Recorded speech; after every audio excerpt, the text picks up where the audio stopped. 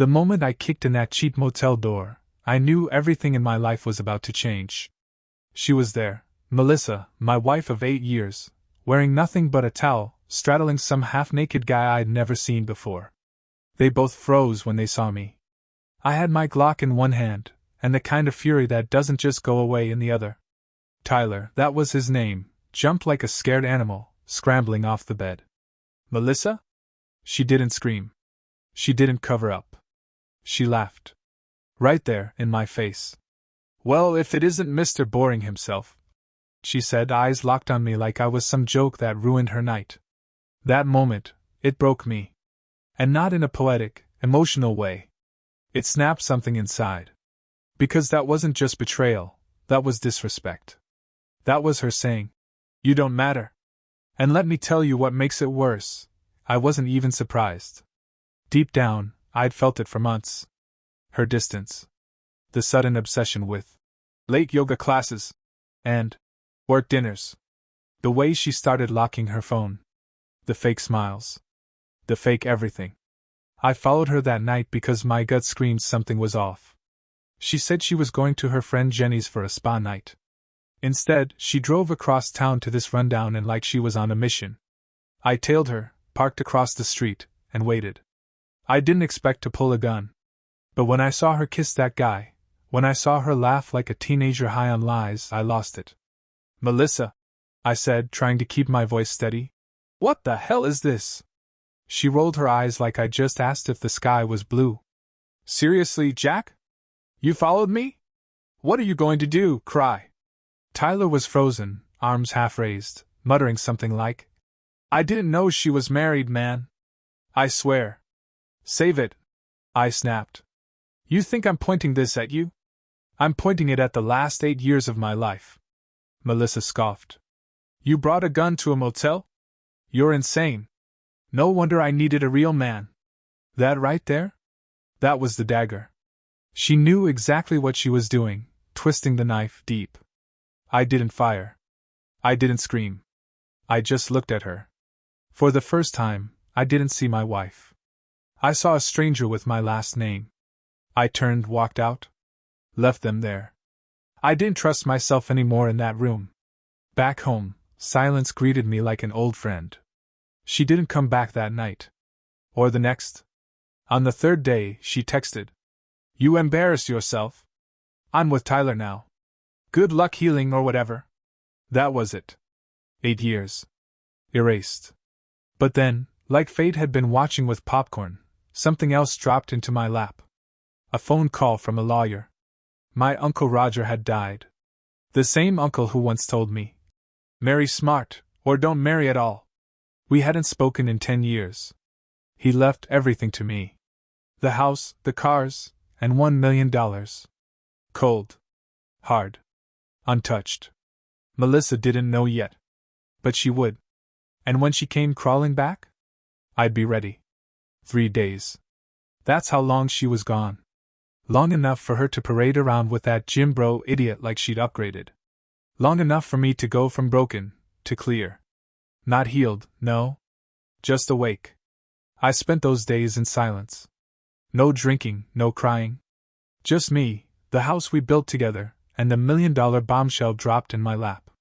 My uncle's lawyer emailed the documents. I checked the balance twice to make sure I wasn't dreaming. $1 million. I didn't even know Uncle Roger liked me. He always said I was too soft. Maybe he saw this coming. Maybe he knew I'd need a parachute when Melissa set my whole life on fire. Then came the knock. It was a Saturday afternoon. I was in the garage, boxing up her leftover junk when I heard it, 3 soft knocks. I opened the door, and there she was. Melissa. Sunglasses, designer bag, fake tears. Standing like the victim in her own soap opera. "Jack," she whispered. "Can we talk?" Part of me wanted to slam the door. But the other part? The one she stomped on with her stilettos of betrayal? That part wanted to hear what pathetic lie she'd rehearsed this time. I stepped aside. She walked in like nothing had happened. The moment she saw the legal paperwork on the table, her eyes widened. "What's this?" I said nothing. Just watched. She picked it up. Read the numbers. Then her face changed. You know the look, a switch from sad ex-wife to opportunistic gold digger in half a second. Suddenly, the crocodile tears dried up. You got $1 million? She asked slowly. I didn't answer. Oh my God, Jack, this changes everything. I almost laughed. She really thought she could pivot that fast. Like I'd forgotten her lying face in that motel room. Like I hadn't heard her say she needed a real man. I sat down. Calm. In control. You cheated on me, Melissa. You mocked me. You walked out. And now what? You want to come back because I'm rich? No, she blurted. That's not fair. I made a mistake. Tyler doesn't mean anything to me. I was confused. I was hurt. You weren't there. Ah, there it was. The you weren't enough card. Classic. Melissa, I said slowly, you lied for months. Lied with your mouth, your eyes, your body. You disrespected me in ways I didn't think were possible. And now you want to talk? She dropped the act. Just like that. Voice cold, lips curled. Fine. You want the truth? Tyler was better. He made me feel alive. You were just safe. Boring. Predictable. I didn't flinch. She smirked. But now you're interesting again. Rich. Powerful. Maybe we could start fresh. I'm willing to forgive. That's when I stood up, walked to the door, and opened it. You can leave now. Excuse me? She snapped. You heard me. There's no second chance. Not for someone who would trade vows for hotel sheets. She looked stunned for half a second. Then her voice rose. You'll regret this, Jack. You think money makes you powerful? You're still the same weak little man. I stepped closer, leaned in, and whispered. Then why are you so scared of walking away empty-handed? She slapped me. Not hard. Just enough to try to feel in control again. But she left. No apology. No closure. Just silence. And I finally felt peace. That night I started planning. Not revenge. Something better. A new life. One where Melissa didn't exist. I thought I'd seen the last of her. Turns out, Melissa wasn't just manipulative, she was relentless. After she stormed out that day, I felt lighter. Like a weight had been peeled off my spine. I spent the next few days cleaning the house of every trace she left behind. Her perfumes, her designer shoes, her fake apologies. Gone. I donated what I could, dumped the rest. But peace doesn't last long when your ex smells money. On Monday morning, I woke up to a notification, $2,500 withdrawn from our joint checking account. I stared at the screen, trying not to throw my phone. I had forgotten to lock her out of our finances. Big mistake. I called the bank. They froze the account immediately. But the damage was done. She'd helped herself to a vacation-sized portion of my cash. That same afternoon, a delivery driver knocked at my door with a bouquet of red roses and a handwritten card. For the man who still holds my heart. Let's not let money get between love. I laughed. Out loud. She wasn't even pretending anymore. It wasn't about love. It was about what I now had that she didn't. Then she went for the kill. The next morning, I got a call from my lawyer. She's filed a petition for spousal support, he said. I was stunned. Wait. She cheated. She left. And now she wants me to pay her? Technically, under state law, she can make a claim. You were married for over 5 years. She's asking for temporary alimony while the divorce is processed. This was war. I wasn't going to play nice anymore. I lawyered up fast. A no-nonsense guy named Dean Taylor. Ex-military, divorced twice, zero tolerance for manipulative exes. He reviewed the file and raised an eyebrow. You have proof of the affair? Oh yeah, I said, sliding my phone across the desk. Photos. Videos. Screenshots of texts between her and Tyler. A digital gallery of betrayal. Dean smiled. Let's bury her. What followed was the most eye-opening week of my life. Court papers, financial disclosures, strategy meetings. Dean worked like a machine, making sure Melissa would walk away with nothing. Then came the kicker. Melissa showed up at my doorstep again. No knock this time. Just her, standing there in tight jeans and a forced smile. "Jack," she said sweetly. "Can we just talk without lawyers?" I stared at her.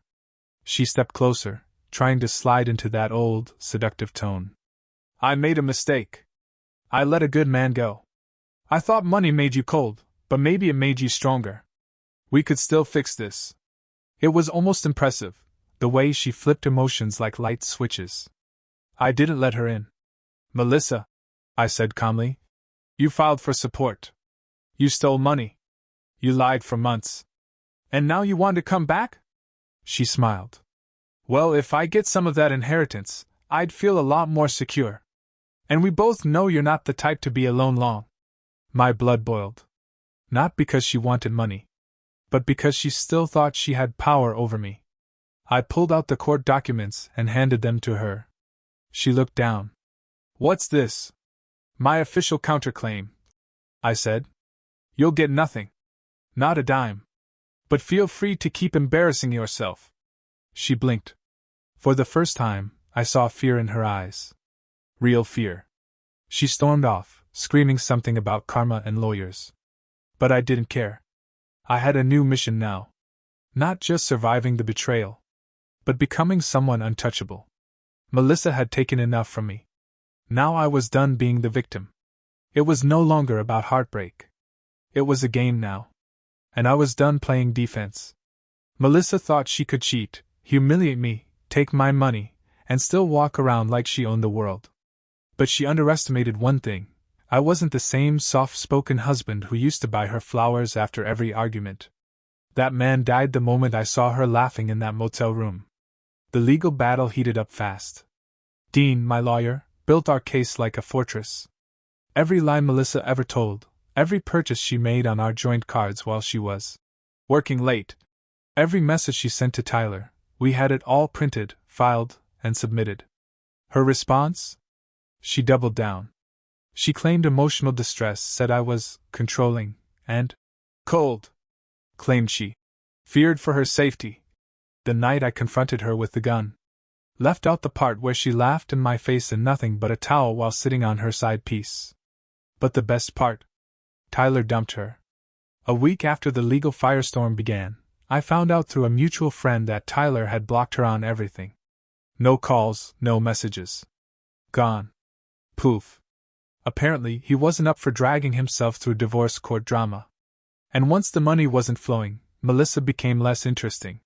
She was spiraling, and I knew it. So I decided to make things worse for her. I hosted a party. Not out of pettiness. Out of victory. I invited close friends, old college buddies, and even a few business contacts. Melissa always hated that I didn't network enough. She said I was too small time. So now, I went all out. Catered food. A new watch. Fresh haircut. Suit tailored so sharp it could slice glass. The highlight? I stood up after dinner, tapped a glass, and raised a toast. To starting over, I said. To shedding the snakes we once called partners. And to $1,000,000 lessons that come wrapped in betrayal. Everyone laughed, clapped, nodded. I felt alive again. Then, 2 days later, I received a new message. Unknown number. Saw the party. You really think this is a game? I'll make sure you regret ever meeting me. I stared at the screen, smirking. Classic Melissa. When seduction fails, she tries threats.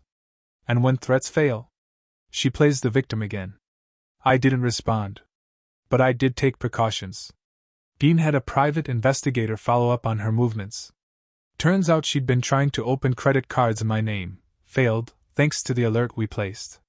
She'd also visited her lawyer's office 4 times that week. She was unraveling, trying to dig claws into anything that might give her leverage.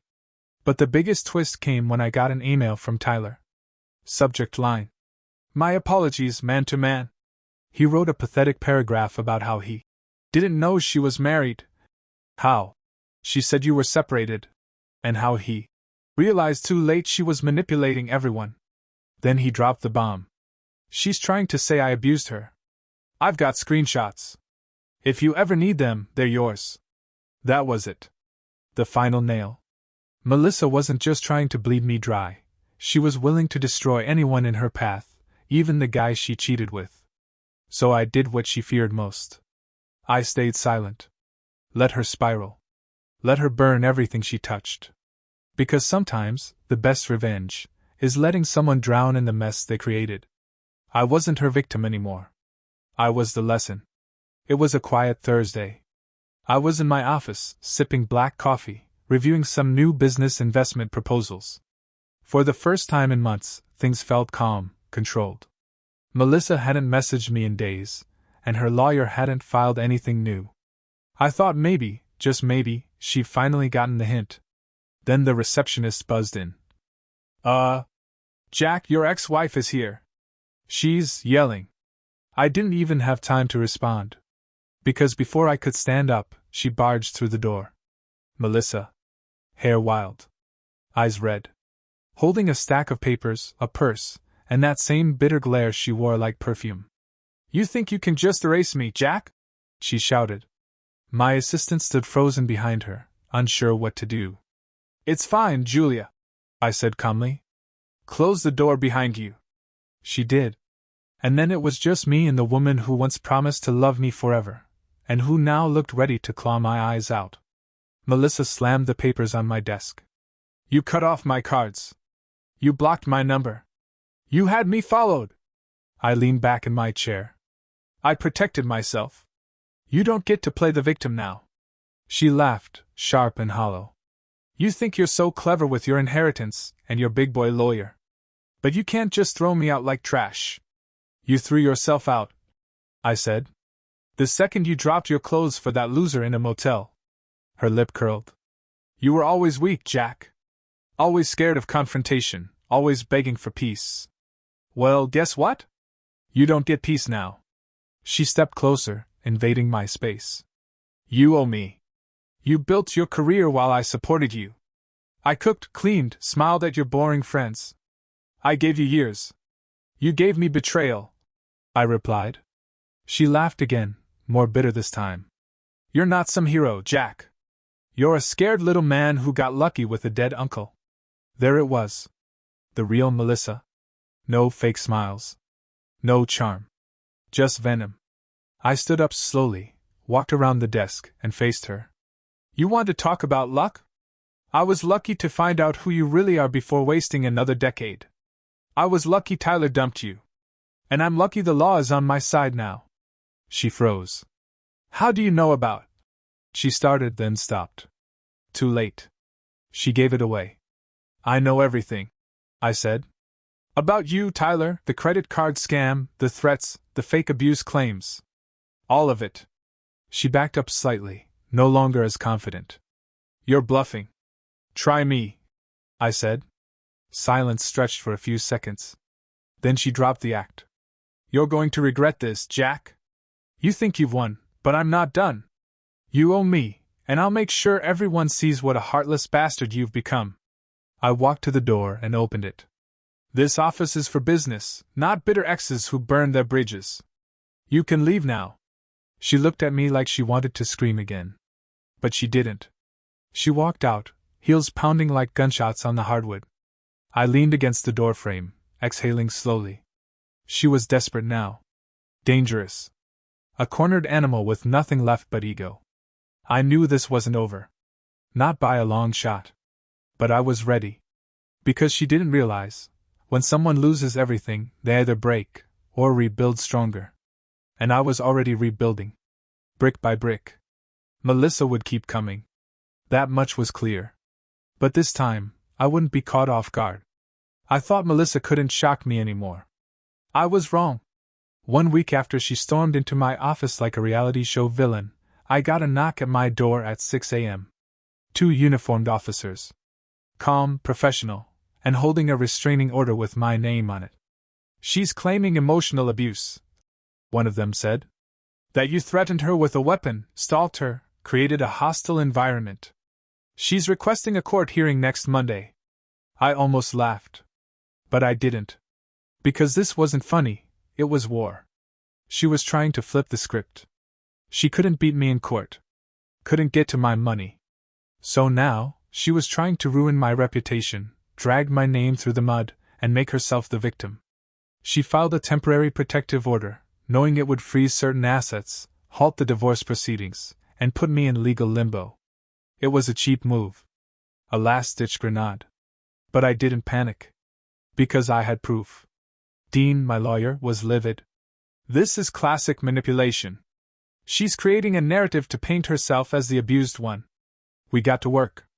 Pulled security footage from my office building showing her storming in uninvited, screaming. Collected messages she'd sent, including that one threatening me after the party. We even had Tyler's email where he admitted she lied about being abused. But we needed more. So I made a call. To Tyler. He was hesitant. Nervous. But when I offered to pay his legal fees if she came after him too, he agreed to talk, on the record. He gave us text screenshots, audio recordings, even a voicemail where Melissa told him, "If I can't get Jack's money, I'll make sure he never enjoys it." Boom. That was it. Game over. Court came fast. Melissa showed up in all white like she was walking into a baptism, not a courtroom. Her lawyer tried painting me as unstable, jealous, dangerous. They brought up the motel incident, the gun. She even fake cried, dabbing at dry eyes. Then Dean stood up. Methodical. Calm. Brutal. He dropped everything we had, photos, videos, witness statements, receipts. Then he hit her with Tyler's recordings.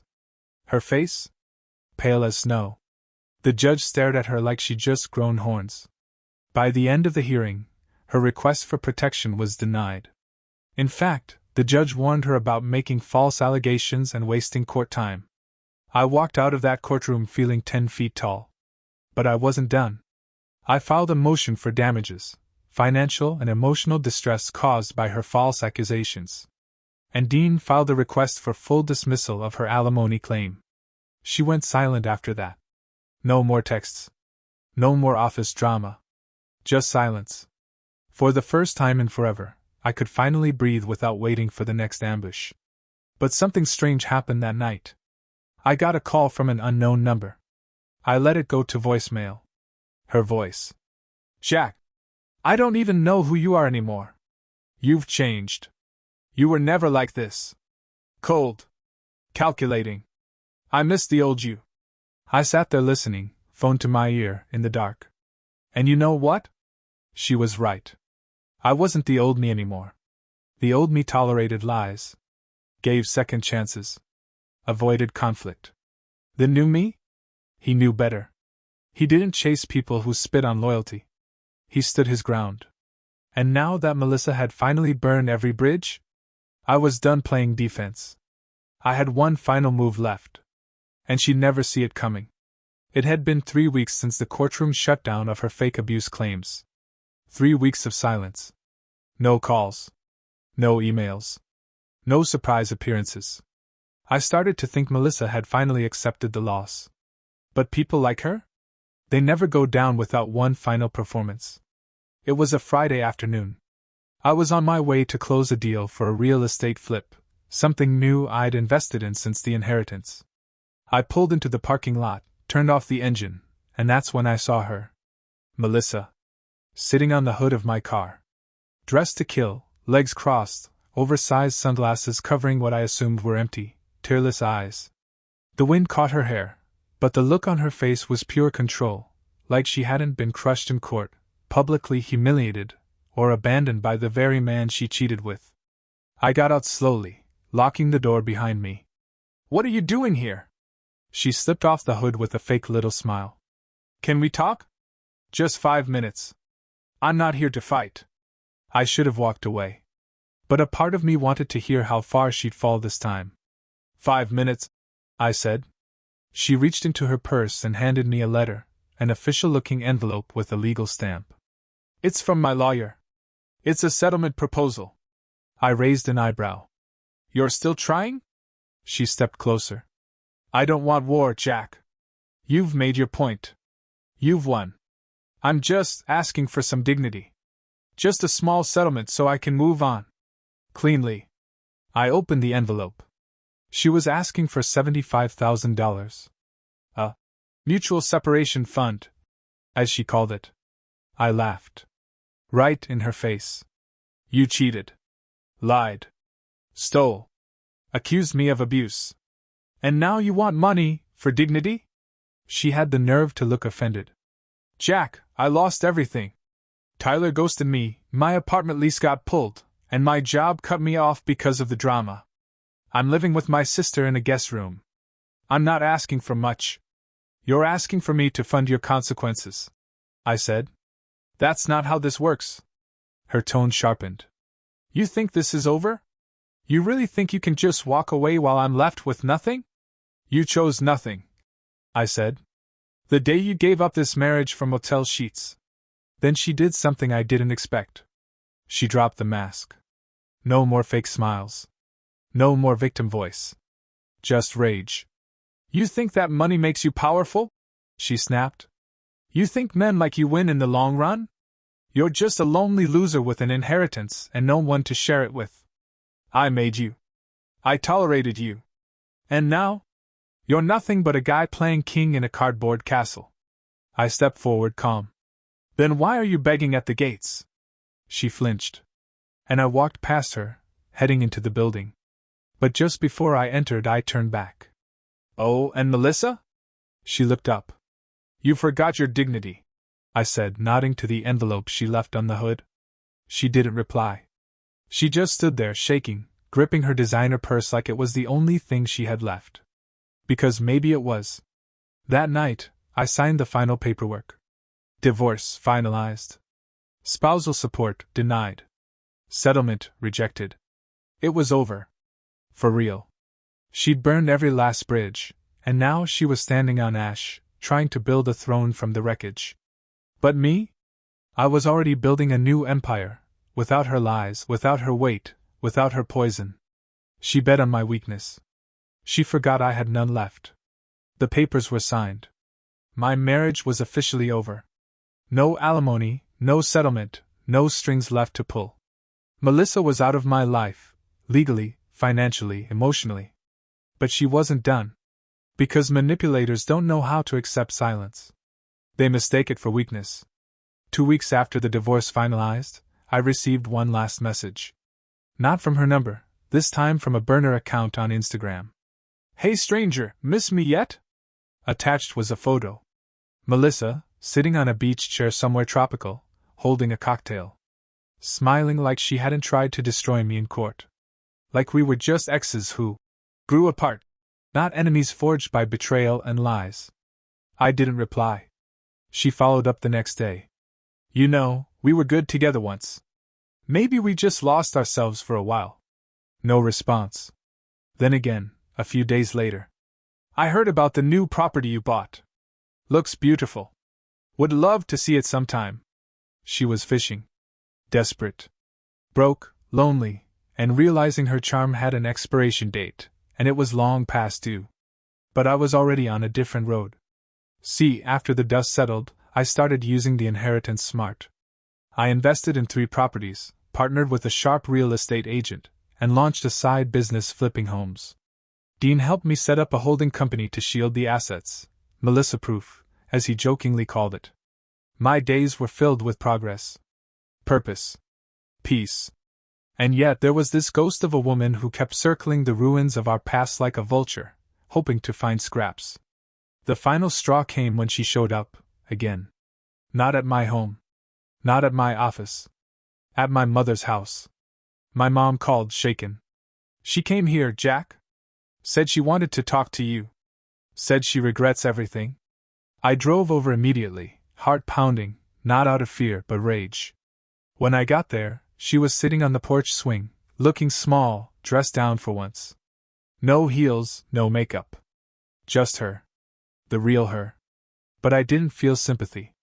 I felt nothing. Jack, she started. No, I said, holding up a hand. You don't get to talk anymore. You don't get another scene, another performance, another fake apology. She stood slowly, hands trembling. I'm not here for money. I swear.